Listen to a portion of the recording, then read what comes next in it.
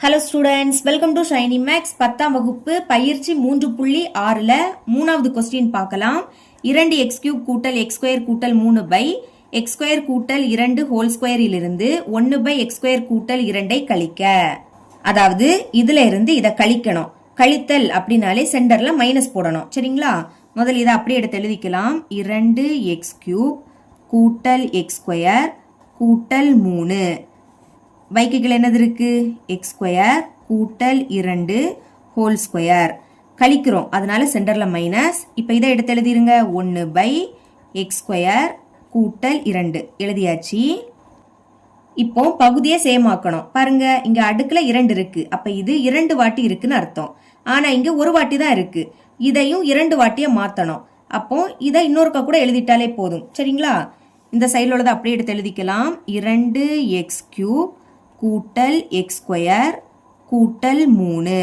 இதை நம்மளால காரணிப்படுத்த முடியாது, ஏன்னா x³ இருக்கு. அதனால இனி பைக்கு கீழே என்னது இருக்கு? x² கூட்டல் 2 ஹோல் ஸ்கொயர்.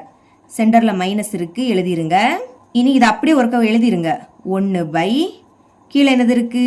x² கூட்டல் 2. இதை 2 வாட்டியா மாத்தணும். அப்ப அதை இன்னொருக்கா கூட எழுதிடணும். x² கூட்டல் 2. அதாவது நம்ம பெருக்கி இருக்கோம். பிராக்கெட்னா இடையில பெருக்கல் இருக்குன்னு தானே அர்த்தம்.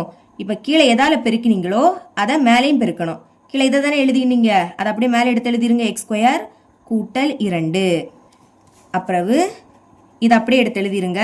2x³ கூட்டல் x² கூட்டல் 3 பைக்கு கீழே என்னது இருக்கு?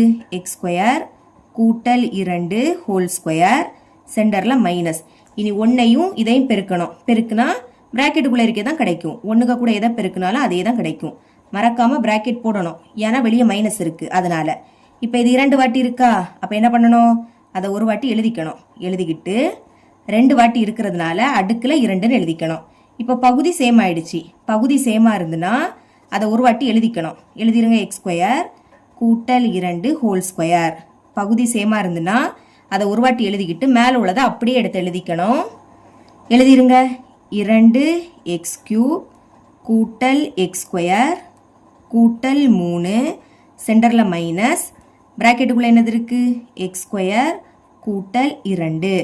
அடுத்த ஸ்டெப்ல மைனஸை உள்ள கொண்டு பெருக்கலாம். பாக்கி உள்ளதை அப்படியே எடுத்து எழுதிருங்க. 2x³ கூட்டல் x² கூட்டல் 3 மைனஸையும் x²ஐயும் பெருக்குனா மைனஸ் இன்டூ x². பெருக்கும் போது ஒரு மைனஸ்னா அது அப்படியே வந்துடும். இனி மைனஸையும் பிளஸ் 2ஐயும் பெருக்குனா -2. பைக்கு கீழே இருக்கிறது அப்படியே எடுத்து எழுதிக்கலாம். x² கூட்டல் 2 ஹோல் ஸ்கொயர். மேலே பிளஸ் x²ம் மைனஸ் x²ம் கேன்சல் ஆயிடும். அதாவது சேமா இருந்து வேற வேற குறியீடுனா கேன்சல் ஆயிடும். இப்போ பாக்கி இங்க 2x³ இருக்கு. இனி பிளஸ் 3ம் மைனஸ் 2ம் இருக்கு. ஒரு மைனஸ் இருந்தாலே கழிச்சு பெரிய எண்ணோட குறியீடை போடணும். கழிங்க. 3ல இருந்து 2 கழிச்சா 1, பெரிய எண் 3, அதோட குறியீடு பிளஸ். அப்போ +1. இப்போ பைக்கு கீழே இருக்கிறத அப்படியே எடுத்து எழுதிக்கலாம். x² கூட்டல் 2 ஹோல் ஸ்கொயர். இதுதான் இதோட ஆன்சர். இவ்வளவு தான் இந்த சம்.